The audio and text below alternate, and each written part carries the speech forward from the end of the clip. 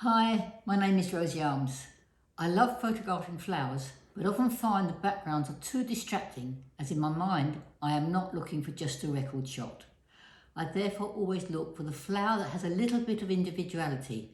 Maybe a petal is twisted or not quite in line with the others.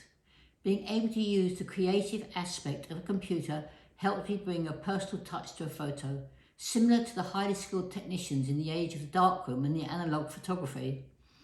By adding often multiple texture layers to a photo, I can totally control as to how I want to see and spiritually feel about each image. The end result being is that I can produce a series of images that reflect my own vision.